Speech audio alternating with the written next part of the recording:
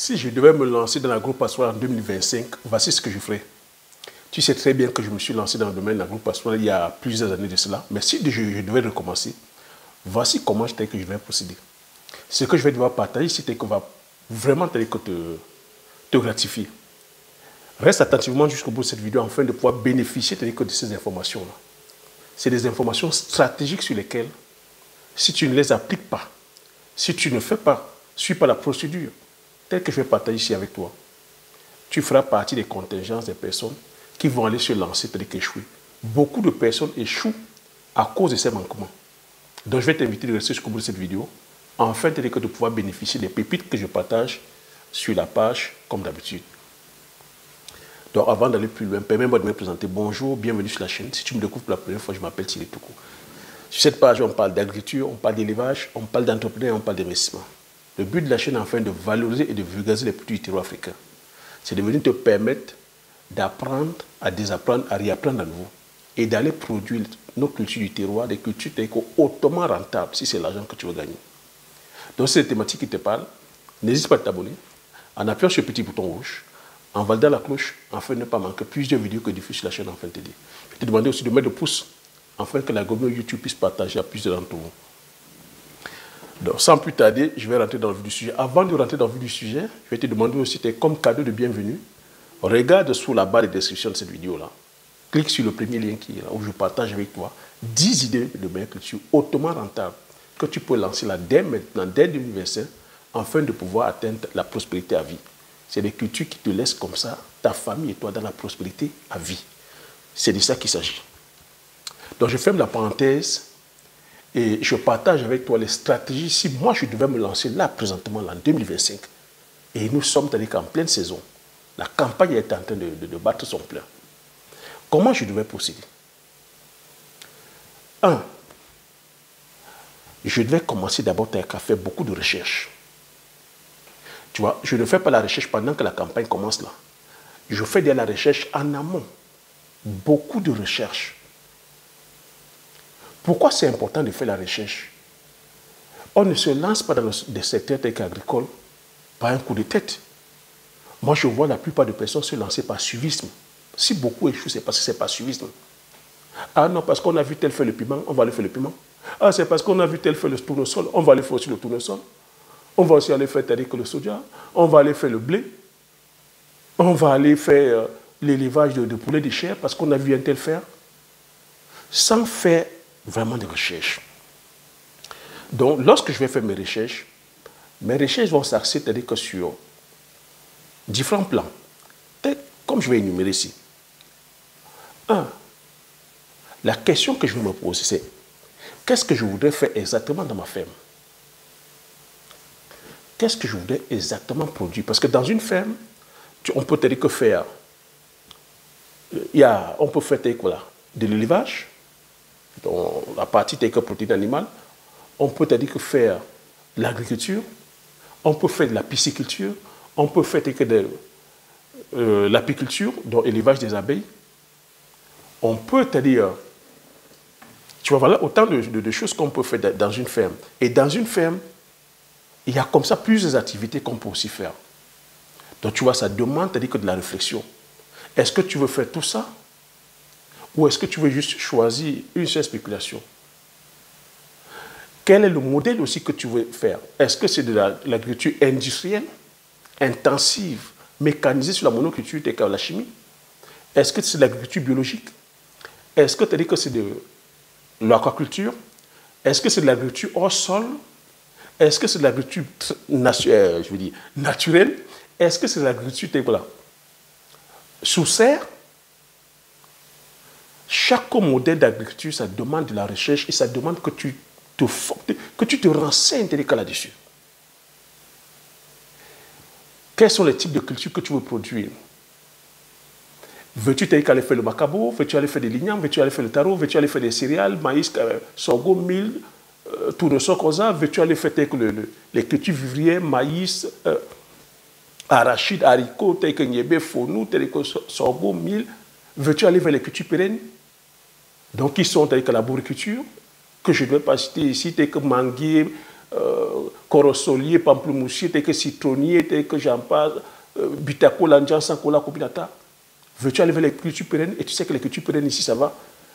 Dépendamment, tu as dit que des cultures, c'est des cultures à long cycle. Veux-tu aller vers le maraîchage, culture à court cycle, des fois 45 jours, des fois 3 mois?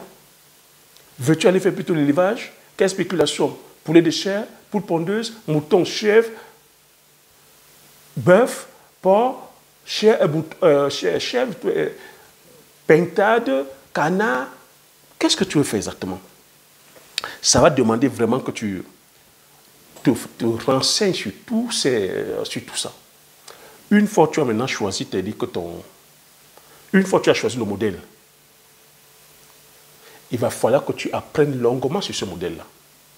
Si tu as choisi d'aller faire de l'agriculture, parce que j'entends, on doit aller faire de l'agriculture parce qu'en Afrique, bientôt, on sera avec 1,5 milliard en 2050.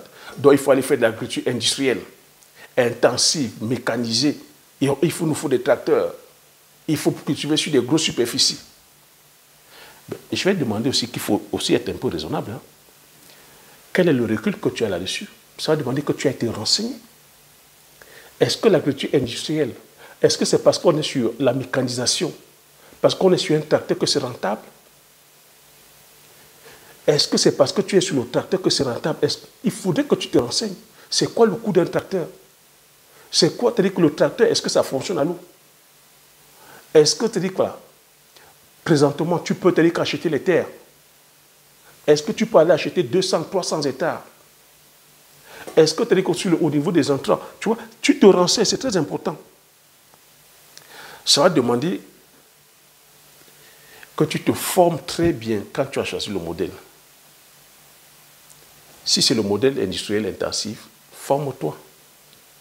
Parce qu'il va falloir que si c'est la spéculation que tu as choisie, si tu as choisi de faire le macabo, le taro, la banane plantain, il va falloir que tu te formes sur la spéculation. Parce que si tu n'es pas formé, si tu ne maîtrises pas, c'est là où tu entends des fois que beaucoup se perdent du coup de vol. Oh, tu as dit que mes ouvriers me volent. Oh, ceux que j'ai embauchés me volent. Parce que tu n'as pas, c'est-à-dire que tu ne maîtrises pas la production. Tu ne maîtrises pas, c'est-à-dire que tu n'as pas un système d'exploitation sur lequel tu peux contrôler de la production jusqu'à la récolte, comment ça fonctionne. Pareil que lorsque tu es dans l'élevage, si tu ne sais pas la quantité d'aliments que les sujets mangent, ben on peut venir te dire que ben boss, c'est-à-dire que les animaux, on n'a plus d'aliments. Mais tu dis comment? Oui, parce que tu as dit que les porcs la mangent, tu as dit que tous les jours 3 sacs, tous les jours 10 sacs. Ah, les poulets mangent tous les jours 20 sacs. Comme toi, tu ne maîtrises pas, ben, eux derrière, ça se trouve que les poulets ne mangent que 2 sacs. Ben, eux, ils te disent 10. Comme tu ne maîtrises pas, le restant, ils mettent derrière. C'est comme ça qu'on vend. Donc, il faudrait que tu aies un système. Il faudrait que tu saches, quand c'est l'agriculture, que tu saches comment tu as dit que ça fonctionne, comment la plante se comporte. Donc, tu vois que ça demande la formation. Et c'est ça qui manque à beaucoup de personnes. Donc, tu vois, quand la plante est malade, tu dois savoir comment elle est malade. Parce qu'il faudrait que tu expliques aux personnes qui travaillent que si la plante se comporte ainsi, c'est parce qu'il y a un stress hydrique. Si ça se comporte ainsi, c'est parce que ça manque les nutriments. Il faut faire ça. Il faut faire ceci. Voilà les gestes qu'il faut faire.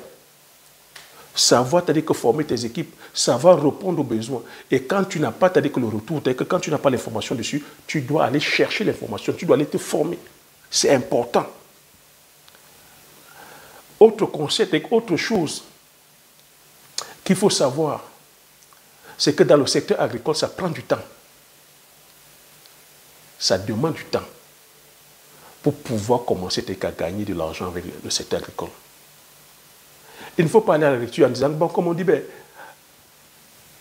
aller lancer, aller se lancer dans le maraîchage, ce n'est que 45 jours, tu gagnes de l'argent. Attention, ça demande le temps. Moi qui suis en train de te parler présentement, je te dis que ça fait plus de 10 ans que je suis dans le secteur.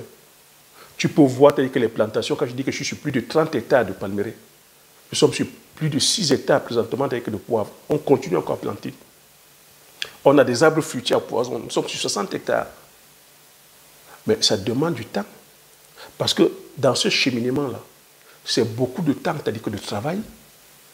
C'est beaucoup de temps, c'est-à-dire d'apprentissage aussi.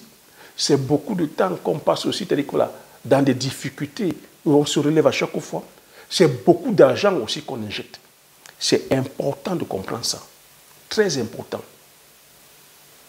Autre chose, c'est-à-dire que je devrais bien maîtriser, c'est le cash flow. C'est l'argent. Et c'est l'erreur que beaucoup commettent. L'agriculture demande énormément d'argent. D'où l'intérêt maintenant de commencer, c'est-à-dire que de façon intelligente. Parce que quand on te dit, allez faire l'agriculture industrielle, tu entends, on te dit, ah ben, notre agriculture, c'est-à-dire qu'on ne peut pas nourrir, c'est-à-dire que 2 milliards de personnes en travaillant avec la eau. Oui. On doit se poser la question, est-ce que nous avons les moyens de notre politique? Est-ce que c'est-à-dire que c'est en travaillant sur des grosses superficies qu'on est rentable? Tu vois, lorsque tu es formé, lorsque tu t'es renseigné, tu comprends très bien que non, ce n'est pas en travaillant sur des grosses superficies qu'on est rentable. Donc, lorsqu'on veut être rentable, qu'est-ce qu'on fait? Donc, la rentabilité, maintenant, c'est le choix de la culture. C'est le rendement de la culture à l'État. Et c'est la rentabilité de la culture à l'État. Donc, maintenant, si tu veux plutôt aller gagner de l'argent, tu sais comment tu fais. Quand tu te renseignes aussi, tu comprends que les gens ne vont pas produire uniquement que pour l'alimentation. Quel type d'agriculture tu vas aller faire? Une agriculture nourricière, celle qui nourrit les humains, ou tu vas aller faire une agriculture de profit, pour plutôt produire voilà, les dérivés. Donc il faut comprendre ici que lorsque tu vois certaines cultures, le maïs, le tournesol, le colza, ces cultures-là ne sont pas destinées forcément à l'alimentation humaine, c'est destiné à la consommation des animaux. Donc le maïs que tu vois à foison, toi qui es de la diaspora, ce n'est pas un maïs destiné à la consommation humaine. Tout comme tu peux te dire qu'aller vouloir faire le manioc, il y a plusieurs types de manioc aussi. Il y a le manioc destiné à la consommation, le manioc destiné à la consommation, c'est-à-dire aussi à la fabrication des aliments pour animaux. Il y a le manioc destiné c'est-à-dire à la fabrication d'amidon, manioc destiné à la fabrication de farine. Donc tout dépend maintenant de ton modèle de production. C'est pour ça que c'est important d'aider se former. Et l'agriculture aussi, ce n'est pas seulement la production. Il faut comprendre. On ne va pas seulement parce qu'on veut produire. Mais on va aussi, parce que ce qui est aussi important, c'est le sol. Donc, il va falloir que tu apprennes beaucoup sur quel type de sol tu vas aller produire, ton environnement, ta zone agroécologique. Il va falloir que tu apprennes sur le marché, qui est-ce que tu vas servir. Donc, en apprenant sur le sol, ça va te permettre à réfléchir sur quel type de culture tu vas lancer. Comment est ton sol? Est-ce que ton sol est riche? Est-ce que ton sol est riche en matière organique? Parce que le plus important pour l'agriculteur, c'est la matière organique. Est-ce que ton sol est riche en biodiversité? La biodiversité, ici, c'est les microphones, la macrofaune, c'est tous ces insectes-là. Fourmis, escarabées, mille-pattes, chenilles, vers de terre, termites, abeilles. Parce que tu dois aussi, c'est la biodiversité, tu dois aussi t'intéresser à la qualité de l'eau. Parce qu'il ne faut pas aller polluer la nappe phréatique et polluer même les cours d'eau qui sont là. Tu dois t'intéresser au bien-être des consommateurs. Il ne faut pas aller produire les cultures qui sont nocives pour la consommation humaine. Tu dois t'intéresser aussi à ta santé. Tu dois éviter de produire avec autant de pesticides. Tu dois comprendre le marché. Donc tu vois, quand tu comprends dans ces choses-là, tu comprends que le but ici, pour toi, quand tu vas commencer, il faut commencer petit. Il faut commencer petit. Mais en visant grand. Commencer petit, si c'est l'élevage que tu veux faire. L'erreur que je vois beaucoup vont aller prendre tous les millions, vont aller prendre 10 millions, 20 millions, aller mettre sur un bâtiment. Alors que les personnes commencent à peine. Alors que les personnes, c'est-à-dire que ne peuvent pas se projeter sur cet élevage-là sur 1 an, sur 2 ans. Tu mets déjà 20 millions sur le bâtiment. Tu veux déjà commencer, c'est-à-dire qu'avec 20 000 sujets. Voilà l'erreur. Alors qu'on n'est pas autonome. sur les poussins d'un jour. On n'est pas autonome sur l'alimentation. Tout ce qui est maïs, soja, blé, tournesol, sels minéraux, on n'a pas le contrôle dessus. On n'a pas le contrôle sur les vaccins. On n'a pas le contrôle sur tout ce qui est prophylaxie. Et il n'y a même pas le contrôle sur le marché. C'est comme ça que beaucoup commencent, ils échouent. Alors que la stratégie voudrait que tu commences avec les matériaux de récupération. Tu commences avec les matériaux de récupération. Donc tu vas récupérer les planches. Au lieu de faire en béton, tu fais avec les planches. Parce qu'ici en Occident, eux, ils ont des normes. Et les normes, ça coûte extrêmement cher. Ils ont des normes, c'est-à-dire que voilà, ils doivent commencer avec des bâtiments, c'est-à-dire qui coûtent pas moins, c'est-à-dire que de 500, 600 000 euros. Tu commences avec 600 000 euros. Eux, ils s'endettent sur 30 ans pour commencer. Alors l'intelligence voudrait que tu dois commencer, c'est-à-dire que petit.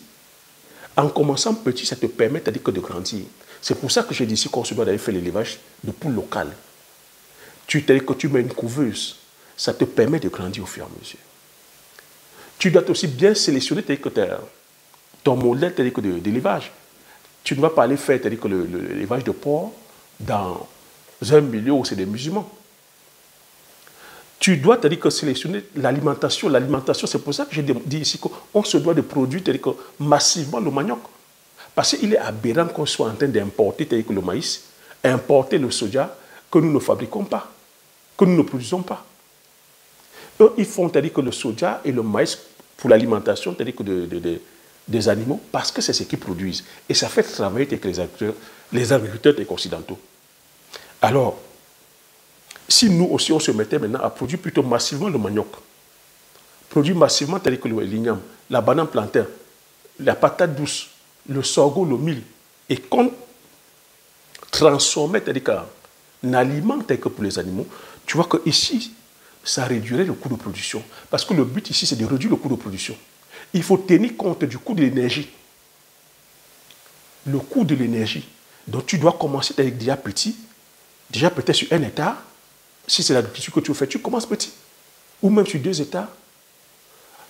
Et au fur et à mesure, tu grandis. Pour sur 1 hectare ou 2 hectares, pourquoi? Parce que tu peux même encore travailler avec la main. Tu peux travailler avec la houe. Les personnes peuvent travailler.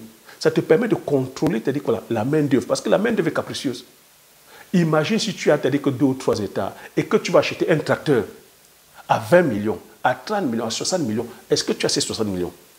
Si tu as 10 hectares et que tu as un tracteur de 60 millions et que tu vas aller faire les céréales, est-ce que c'est rentable pour toi? Ça ne sert pas rentable. Tu es en train de dépenser sur le pétrole, sur la mécanisation, parce que ça peut tomber, ça va tomber aussi en panne. Il va falloir faire des réparations. Un pétrole sur lequel nous n'avons pas le contrôle, parce que nous ne sommes pas autonomes sur l'énergie. Tu vois? Et ça fait des dépenses. Les gens, c'est pour ça que beaucoup ont échoué. Certains sont allés prendre même 50 hectares. 50 hectares, tu as un tracteur, tu n'es pas rentable. Moi, c'est comme ça que j'ai réfléchi. Et comme je t'ai dit en amont, c'est que là, tu vas vers l'écriture, si tu fais le choix d'aller maintenant produire pour gagner de l'argent, tu comprends maintenant que c'est le choix d'écriture. Donc, si tu veux gagner énormément d'argent, moi, c'est comme ça que j'ai réfléchi. Je me suis dit, mais comment est-ce qu'on peut passer le temps à dire que les agriculteurs ne sont pas, l'agriculture ne rend pas riche, que nos grands-parents, nos parents ont fait de l'agriculture ne sont pas riches. Mais c'est parce qu'on leur a vendu un modèle d'agriculture qui les maintient dans la servitude, parce qu'on est en train de venir les flouer avec les métiers que vous avez comme ces intermédiaires qui sont les négociants. Et les Occidentaux qui viennent toujours nous faire travailler, nous faire vendre la matière première, et eux, ils produisent du chocolat. À l'heure où je vous parle, le prix du chocolat a fait un bond de plus de 10% ici en Occident, ici en France. Le chocolat a flambé. Le prix du chocolat a flambé. Mais est-ce que c'est la même chose auprès des travailleurs africains, auprès des travailleurs de l'Amérique du Sud? Non. Le cacao est originaire d'Amérique du Sud. Je vous ai dit ça. C'est les Mayas c'est les Mayas et les Aztèques. Les Mayas, en l'an 3000, avaient déjà produit leur boisson à base de cacao, fèves de cacao, maïs grillé, piment, oui, piment, et eau chaude. une boisson, c'est-à-dire que énergisante, c'est-à-dire que de première catégorie. Eux, ils consommaient ça déjà depuis l'an 3000 avant Jésus-Christ. Les Occidentaux découvrent le cacao, c'est-à-dire voilà, dans les années 1500, 1528, 1544. Ils ramènent ça ici. Et ce qui change la donne, ce qui fait en sorte que les Occidentaux consomment le cacao, le chocolat, c'est parce qu'ils ont changé un ingrédient qui est ils ont rajouté un ingrédient qui est le sucre. Dans ces années-là, où les Mayas faisaient, ils ne pouvaient pas boire, c'est-à-dire que le chocolat que les Mayas faisaient, parce que c'était corsé. Tu imagines? En 1200, c'est-à-dire que 1500 après Jésus-Christ, les Mayas, c'est-à-dire que faisaient encore le chocolat, boisson chocolat, fèves de cacao, maïs grillé, piment, cannelle, vanille, le sang humain et eau chaude. Et ça se buvait, c'est-à-dire que dans des périodes c'est-à-dire que festives, mariage, baptême, cérémonies religieuses. Donc, et ce n'est pas n'importe qui concoctait ça. Il fallait 40 jours pour concocter c'est-à-dire que la boisson. Tu imagines la potion? Les Occidentaux ont pris ça, sont venus, ils ont modifié, ils ont uniquement rajouté du sucre, et aujourd'hui ça fait leur boisson, ils font du chocolat avec. Et quand les Occidentaux ont découvert ça, et il n'y avait que les rois et les riches qui consommaient ça. Pendant 100 ans, il n'y avait que les rois et les riches qui consommaient. La population n'avait pas droit à ça. Donc vous voyez qu'ici, lorsque tu veux aussi aller produire, il faudrait que tu connaisses ton produit. Il faudrait que tu saches comment voilà, expliquer aux consommateurs, que tu maîtrises ton terroir, que tu maîtrises le marketing, que tu maîtrises la vente. Parce que crois-moi, à l'époque, qu'est-ce qui a changé la donne? C'est parce qu'il y a eu des explorateurs qui sont allés vers au Mexique, dans ces années-là, 3000 ans avant Jésus-Christ. Mais c'est parce que l'explorateur a vu comment, c'est-à-dire que les Mayas produisaient, c'est-à-dire que transformaient, c'est-à-dire que les fèves de chocolat, les fèves de cacao en boisson. Ils ont vu, c'est-à-dire que les cérémonies. Imagine la personne qui arrive et voit une boisson, la personne doit faire 40 jours pour produire une boisson. La personne te dit que c'est un guerrier, c'est un esclave. Il met son sang. Et que cette boisson, c'est une boisson qui est énergisante. C'est une boisson qui donne de la puissance. Imagine les frissons. Imagine comment la personne, quand elle voit ça, quand cet occidental, quand il rentre maintenant en Europe, viens voir comment il explique ça au roi. Que cette boisson-là, mon roi, c'est une boisson miracle. C'est une boisson, c'est-à-dire que il n'y a que, c'est-à-dire que les nobles, on ne boit que ça, c'est-à-dire que sur par rapport, c'est-à-dire qu'à des cérémonies spéciales. C'est concocté de telle façon. Quand le roi voit ça, il dit c'est une boisson qui donne la puissance. Le roi voit ça, il dit quoi? Je garde ça pour moi. Il n'y a que nous qui allons boire, on ne va pas donner ça au peuple. Donc ça va demander le marketing, ça va demander qu'on sache comment on vend notre terroir. Donc tu vois, beaucoup t'as dit que se louent parce qu'on a la folie des grandeurs. On veut t'as dit qu'aller produire avec le tracteur, tu n'as pas les moyens. Toi qui me regardes, toi qui es en Afrique, tu as les problèmes de data. Est-ce que tu penses que tu peux avoir de l'argent, 40 millions pour aller t'acheter un tracteur? Parlons peu, mais parlons bien.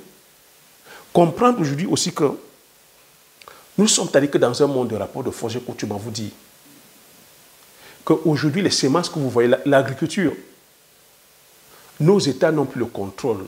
C'est l'État qui devrait donner la souveraineté sur le plan alimentaire. C'est nos pays, c'est nos dirigeants, mais ils n'ont plus le contrôle. Le secteur, c'est-à-dire que de l'agriculture, comme de la défense, comme de l'éducation, la technologie, du numérique, on n'a plus de souveraineté. La souveraineté est aujourd'hui entre les mains des privés, des grands groupes agro-industriels, c'est-à-dire que voilà, appartenant au privé. Donc comprendre maintenant que l'agriculture, c'est un business. Donc lorsque tu vas aller te lancer sur une spéculation, ben, comprendre ici que si tu lances une spéculation, les semences aujourd'hui sont brevetées. Et que nous, aujourd'hui, on ne peut pas dire que s'amuser à aller se lancer sur n'importe quel type de spéculation. Et que le monde aujourd'hui, tel qu'on nous vend, le monde de mondialisation, globalisation, de libre-échange, tu n'es pas en train de voir les limites de ça aujourd'hui. Depuis 5 ans, on ne parle pas de ça ici que La mondialisation et la globalisation qui nous ont vendu tel que c'est un piège, qu'on ne peut pas compétir frontalement avec eux. Tu n'es pas en train de voir ça. Tu n'es pas en train de voir que le bras de fer que la Chine est en train de faire avec l'Amérique. Quels sont ceux qui en pâtissent là maintenant? C'est nous. C'est le reste du monde. Et c'est surtout l'Afrique. Est-ce que tu as dit que nous sommes forts militairement? Est-ce que nous sommes forts économiquement? Est-ce que tu as dit que nous sommes forts sur le plan technologique? Est-ce que nous sommes forts sur le plan numérique? Est-ce qu'on peut parler? Les faibles ne pourront pas parler. Donc c'est pour ça qu'il faut être stratège lorsque tu choisis tes cultures. C'est pour ça que moi je suis allé choisir les produits du terroir. Poivre, macabo, igname. Et comprendre qu'en choisissant ces produits-là aussi, c'est très, très, très stratégique. Parce que oui, je suis d'accord qu'on va produire que pour nourrir la population. Je suis aussi conscient que bientôt, voilà, en 2050, on sera avec 1,5 milliard. Mais de toi à moi, si tu ne te formes pas bien, si tu ne fais pas bien tes recherches, on va t'amener à aller produire une culture sur laquelle toi, tu pars en disant que tu veux nourrir la population. Mais c'est sur quels critères? Je t'ai dit que on ne va pas uniquement produire pour produire, on va produire parce qu'on veut un rendement. Le manioc, le macabo, le taro, la banane plantaire, une culture comme le manioc, c'est 35 tonnes l'hectare. Lorsque tu vas sur les céréales, chez nous, tel qu'on produit là, si tu as beaucoup fait, c'est 2 tonnes ou 3 tonnes en versant des tonnes d'engrais, alors que le manioc, c'est 35 tonnes. Avec les semences améliorées, c'est 50 tonnes. Si on veut vraiment réellement nourrir la population, vers où on doit aller? C'est vers le manioc qu'on se doit d'aller.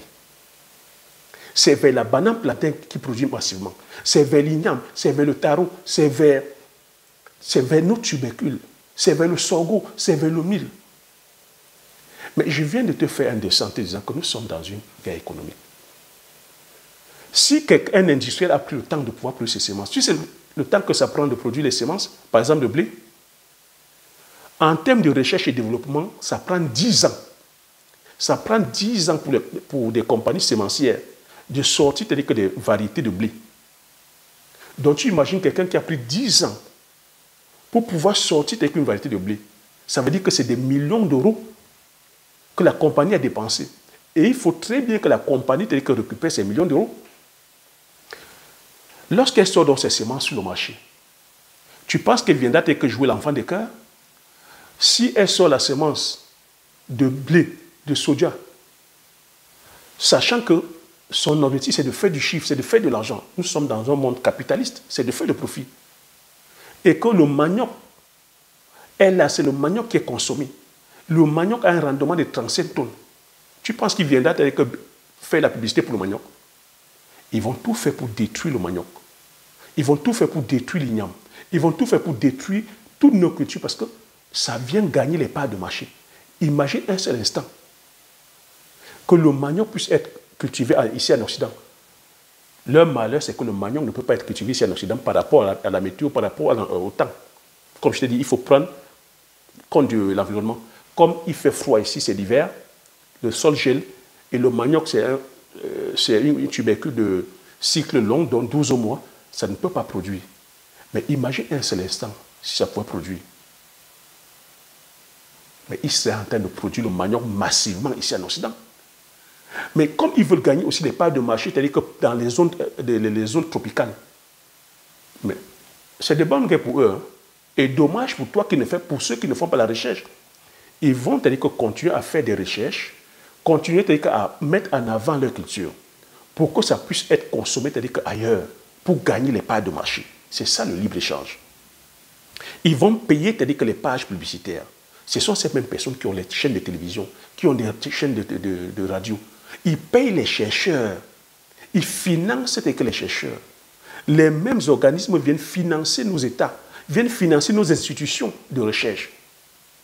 Tu vois, la fondation Bill Gates finance, c'est-à-dire que les institutions de recherche en Afrique. Quand ils financent ça, si demain ils viennent te dire que non, allez plutôt produire le soja, allez plutôt produire le blé, parce qu'eux-mêmes aussi, ils ont des compagnies sémencières, BAES, allez faire des recherches. Là-dedans, vous avez Apple, vous avez Bill Gates, vous avez Warren Buffett, vous avez Coca-Cola. Allez faire vos recherches. Vous pensez que la fondation est là, en Afrique, pour nos beaux yeux, ils sont là pour faire du chiffre. Et c'est comme ça qu'on viendra dès que modifier notre façon de produire, notre façon de consommer. Et vous verrez les Africains eux-mêmes qui sont là-dedans. Je vous ai fait une vidéo dès que le professeur Pougala, monsieur Pougala, vient dire comme quoi le manioc, c'est 1 à 2 tonnes l'hectare. Et Pougala voulait introduire le soja, le tournesol en Afrique, au Cameroun. Et ça a été bloqué. Comme ça a été bloqué, il a le macabo, il commence à dire que non, que le manioc a été rembête. Vous voyez, c'est comme ça qu'on vient donc soudoyer les personnes. Vous voyez, une personne comme ça qui a une tribune, on accorde facilement, c'est-à-dire que l'accès à la radio. Il avance comme ça des conneries et la population, c'est-à-dire qu'elle écoute. On donne accès facilement, c'est-à-dire qu'à la télévision. Il avance des inepties comme ça et on écoute. Et voilà comment les gens vont aller produire, c'est-à-dire que le tournesol. Pour avoir combien? Le tournesol, c'est-à-dire que pour pouvoir gagner dans le tournesol, il faut avoir 200-300 hectares. Il faut aller acheter une moissonneuse batteuse. Il faut acheter un tracteur. Il faut avoir des silos. Il faut que déjà aussi pouvoir transformer, avoir une usine. Parlons peu, mais parlons bien. Est-ce que nous avons les moyens de notre politique? Maintenant, lorsque tu as donc produit, quel est le marché que tu veux viser? Tu vas vouloir viser le marché extérieur. Tu peux compétir avec le marché extérieur. Les mêmes producteurs de tournesol, le maïs, le colza, le tournesol, ici pleurent. Ils ne s'en sortent pas. Ils sont sur des crédits de 30 ans. Ils sont criblés de dettes. Les enfants ne veulent même pas prendre le relais. Donc vous comprenez, je vais vous dire ici, que si toi tu ne fais pas ton travail, si tu ne te formes pas, tu ne te fais pas de recherches, moi c'est ce que j'ai fait. Tu me vois, j'ai sillonné, c'est-à-dire que l'arrière-pays de la France, j'ai voyagé un peu partout. Je connais les différents modèles agricoles qui sont rentables. Les modèles qui sont adaptés chez nous en Afrique, c'est le modèle d'agro-silvopastoral. C'est le modèle d'agroécologie. C'est le modèle de diversification de cultures. C'est le modèle d'association de cultures. C'est le modèle où tu entends de ferme intégrée. Pour cela, ça va demander que tu te formes, que tu comprennes. Moi, tu vois, quand je te parle d'agriculture, tu vois, je te brosse toutes les contingences. Ça va demander que tu te formes. Tu continues à te former perpétuellement. N'arrête pas de te former. Forme-toi sur tous ces modèles. L'association de culture ici, ça va te permettre quoi? D'associer les arbres, d'associer les cultures et d'intégrer les animaux. Parce qu'aujourd'hui, dès quoi? Nous sommes, c'est-à-dire qu'on souffre du réchauffement climatique, ça ne t'a pas échappé. Il fait de plus en plus chaud. Les pluies ne viennent pas comme il le fallait. Les sols sont de plus en plus arides. Il y a excès de vent, excès de pluie, des fois c'est inondation. Dans certains contrées, dans certains pays, tu vois, c'est les départs de feu. C'est les sécheresses à outrance. Tu ne peux pas aujourd'hui compter uniquement sur une spéculation. Si tu vas uniquement dire que non, tu vas aller produire les céréales et il n'y a pas de pluie. Et c'est ce qu'on vit en Afrique aujourd'hui. Tu perds tout. Game over. Et tu t'arrêtes. Alors que si tu te lances dans la diversification, c'est comme ça que moi j'ai pensé. Je suis allé produire le palmier à huile, j'ai produit le njansan, bitacola, le poivre. J'ai, pendant les 3 premières années, associé les cultures vivrières, magnon, macabo, taro. Mais moi, je fais tout ça parce que je t'ai dit, depuis la petite enfance, je suis dans le secteur agricole. Mais toi, je vais te demander de beaucoup te former et d'aller vers les personnes qui maîtrisent, vers les personnes qui ont les résultats. Il faut savoir faire le tri, savoir filtrer qui est-ce que tu écoutes. Et comprendre, comme je t'ai dit, que dans ce monde aujourd'hui globalisé dans lequel nous sommes, il y a des rapports de force. On doit produire ce que nous consommons et consommer ce que nous produisons. On doit d'abord servir le marché intérieur. Donc tu vois que ici, ça va demander l'esprit du patriotisme. Le patriotisme, oui, il faut aimer ton pays. Si tu détestes ton pays, c'est pour ça que ça ne marche pas. Tu dois aimer ton pays. Aimer ton pays veut dire aimer les personnes qui sont là, aimer la population, aimer ta population. Parce que si tu vas produire, ça veut dire que tu vas penser à produire des aliments de qualité parce que tu veux nourrir la population. Parce qu'une population, l'aliment, c'est un médicament. L'aliment, c'est un médicament. Donc, pour avoir un peuple souverain, un peuple, c'est-à-dire qui va pouvoir compétir avec les autres, il faut que, comme on dit, dans un corps sain, il faut un esprit sain. Et cet esprit sain doit manger des aliments de qualité. Donc, ça veut dire produire de moins en moins avec des pesticides, parce que ça, c'est des coûts. Aller acheter les engrais chimiques, c'est un coût. Le pétrole, c'est un coût. Les insecticides, c'est un coût. Les nématicides, c'est un coût. Les fongicides, c'est un coût. Les herbicides, c'est un coût. Donc, tu vois, lorsque tu fais donc tes recherches, tu vas comprendre que le modèle d'association, qu'on appelle aussi le modèle de permaculture, qui ici demande de produire sur des petites surfaces, abondamment de culture. Le but c'est de couvrir la superficie, c'est d'utiliser de ne pas utiliser les produits chimiques, d'éviter de retourner la terre, parce qu'en retournant la terre, tu viens casser les agrégats, tu mets tes bactéries en activité, et ces bactéries vont bouffer ta matière organique, et ça va laisser le sable. Donc le but ici, c'est de continuer à restituer le carbone. Le carbone ici, c'est les feuilles, c'est les branches, c'est les résidus des plantes que tu vas récolter, c'est de la matière organique telle que des animaux, dont les fientes de poules, fientes de porc, fientes de vaches, de chevaux. Tu restitues dans ton sol, tu continues aussi à nourrir telle que la macrofaune et la microfaune, parce que ce sont eux qui vont faire le travail des laboureurs. Et derrière ça, ça va t'éviter de mettre des produits chimiques en fait. Et lorsqu'il va pleuvoir, l'eau va pouvoir bien pénétrer au sol, parce que le sol c'est aéré, le sol tel que pouvoir être oxygéné. Ça va séquestrer de l'eau dans la nappe phréatique. Et l'eau en remontant, que tu n'auras pas d'évapotranspiration parce que le sol sera tout couvert. Et tu pourras produire comme ça abondamment. Derrière ça, comme je t'ai expliqué, tu peux associer avec l'apiculture parce qu'il faut des abeilles, il faut enrichir la biodiversité. Parce que grâce à tes abeilles, tu pourras les abeilles pourront polliniser. Les abeilles vont travailler tranquillement, vont te permettre d'avoir de la productivité. Comprendre ici que ce n'est pas le tracteur, ce n'est pas le fait de travailler sur une grosse superficie qui donne la rentabilité. Mais la rentabilité, c'est tout ce que je t'explique là. La microfaune, la macrofaune, les abeilles qui vont venir polliniser tes cultures. Parce que lorsque tu vas pomper les produits chimiques, tu vas tuer les insectes, tu vas tuer les abeilles. Et explique-moi comment tu pourras avoir la production, comment tu pourras avoir le rendement. Même si tu travailles sur 2000 hectares et que tu n'as pas d'abeilles, comment tu vas polliniser tes plantes? Tu viendras polliniser la main? Tout ça, ça demande la recherche, ça demande la connaissance. C'est pour ça que les gens échouent en fait. C'est pour ça que les gens vont se lancer dans l'agriculture et échouent, abandonnent. On vient dire non, l'agriculture n'est pas rentable. Non, parce qu'ils n'ont pas calculé le coût de production. Ils ont eu la folie des grandeurs, soit allés lancer 10 hectares, 20 hectares, n'ont pas calculé le coût de production. Je parle toujours du coût de production, le coût de l'énergie, le coût de la main-d'œuvre, ta formation à toi-même. Est-ce que toi, tu sais vers quoi tu vas te lancer? Donc maintenant, pensez donc dans tout ça, c'est-à-dire que passer à la phase de transformation, maîtriser maintenant le marché. Tu vas vendre au marché, c'est-à-dire que local, marché intérieur, passer à la phase de transformation ici, ça veut dire maîtriser que ton packaging, maîtriser comment le produit, savoir vendre ton produit, maîtriser la communication, et derrière te rassurer que c'est toi qui mets dans le panier la ménagère. Pas d'intermédiaire, pas d'intermédiaire. C'est toi qui mets dans le panier la ménagère. Si tu me fais ça, dis-moi comment que tu pourras échouer. Tu ne peux pas échouer.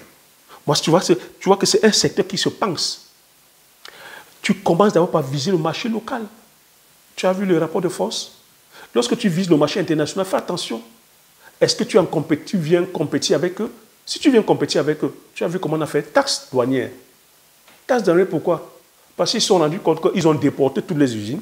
C'est la Chine qui travaille. Est-ce que la Chine, ce sont eux qui sont venus mettre toutes les usines en Chine? Ils étaient très bien fiers de polluer la Chine, très bien fiers de faire travailler la main-d'œuvre chinoise moins chère. Maintenant qu'ils se rendent compte que leur système qu'ils ont mis en place, c'est en train d'appauvrir la population. Et ça enrichit de plus en plus une minorité de personnes, ceux qui ont compris le système. C'est ce système que je partage avec toi, que tu dois détenir ton système. Tu dois avoir ton système à toi. Si tu n'es pas dans ces enjeux-là, tu meurs dans le film. Moi, j'ai mon système. J'ai mon système qui va durer comme ça plus de 200 ans. Que mes enfants viendront prendre, les enfants de mes enfants viendront prendre. Et je serai en train de dire que d'être utile à mon pays, d'être utile pour l'Afrique, parce que les gens vont continuer à consommer l'huile de palme, les gens vont continuer à consommer le poivre, les gens vont continuer à consommer le ça. Je laisse perpétuer que la tradition, nos valeurs, les rites. Tu imagines tous ces ingrédients-là. Si ça n'existe plus, on devient quoi? Donc on va aussi faire le business par rapport aux valeurs. Parce que c'est là où ils en sont aujourd'hui. Qu'ils ont bradé leur savoir-faire, faire au nom de l'argent. L'argent, ça se fabrique. L'argent, c'est du papier. Mais qu'est-ce qui te donne cet argent-là? Qu'est-ce qui donne la valeur à l'argent? C'est ce que tu produis. C'est ce que tu produis. Est-ce que tu as vu un peu? Qu'on ne se lève pas un matin comme ça par suivisme. On dit on va aller faire ça, on va aller faire ça. Ceux qui vont te dire, questionne-toi. Je te dis, questionne-toi. Pose-toi toute la question, pourquoi? Moi, je me pose toute la question, pourquoi tu me dis de faire ça? Pourquoi tu as dit que ça a échoué? Pourquoi ça ne va pas marcher? Comme on m'avait dit, quand j'ai loupé le poivre, quand on m'a dit, mais le poivre ne pourra pas donner, j'ai dit, pourquoi ça ne va pas donner? Pourquoi ça ne va pas donner? Quand tu fais le pourquoi, tu vas chercher. Cherche. Sois un éternel apprenant. Continue à apprendre. Ce qui tue beaucoup de personnes, c'est la paresse intellectuelle. Les gens ne veulent pas travailler. Les gens ne veulent pas travailler. Tu vas lancer un business et toi, tu vas t'asseoir et tu attends que c'est les autres qui fassent. Et ils viendront se plaindre que non, on m'en vole beaucoup, hein. On a tous les voleurs, ils me volent. Non.